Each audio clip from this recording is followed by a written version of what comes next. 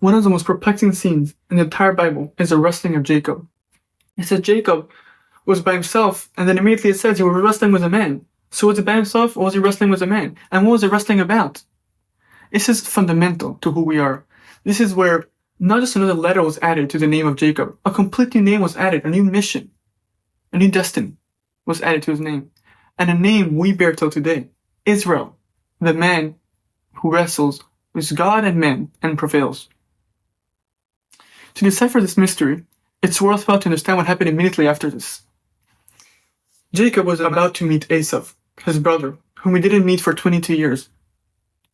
He prepares in 3 ways: in diplomacy, by trying to appease him and giving him flocks of animals, by praying to God to find grace in his eyes, and by preparing for war.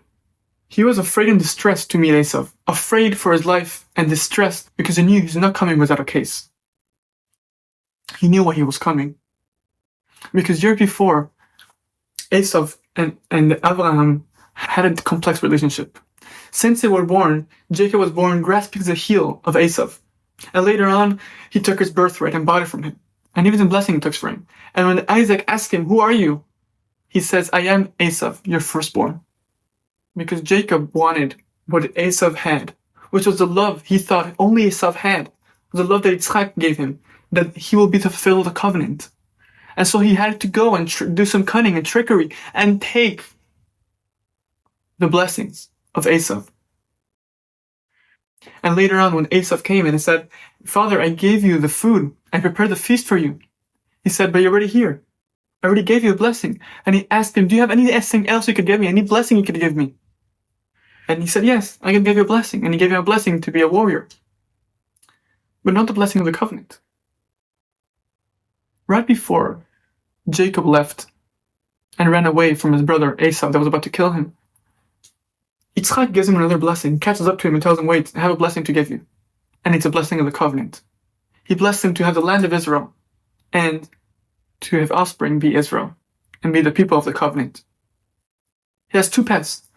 The path of Esau, of the blessing he stole from Esau, which is the blessing of wealth and power, or the covenant of having the land of Israel and the peoplehood of Israel. Would he be the man of nature, the man of power and wealth, and the blessing of Esau?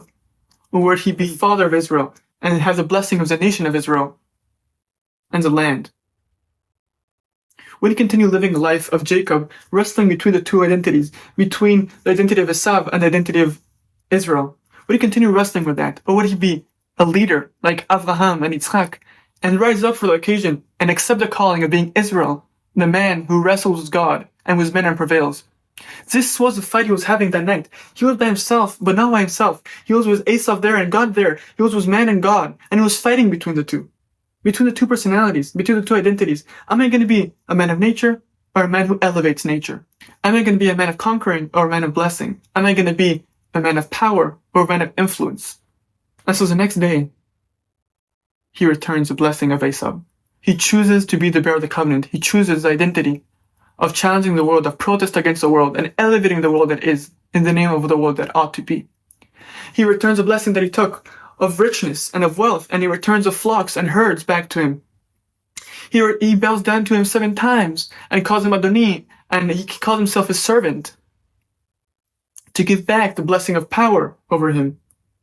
And then eventually he tells him, "Take my blessing," and returns the blessing he took from Esau and gives it back to him and tells him, "I'm happy who I am. I'm happy. I have everything. Yesh li kol. I don't want to take yours. I am the best that I can be. I don't need to be you to be me." This is a wrestling of Judaism throughout all generations. Even Jacob himself goes back to the name Jacob, does not stay Israel. He goes in and out between his personalities. Because it's not an easy task to do. It's not easy to wrestle with God and make mistakes and repent and always be closer to Him. It's not easy to wrestle with men, no matter the idol, no matter their age, fighting against the problems that we see.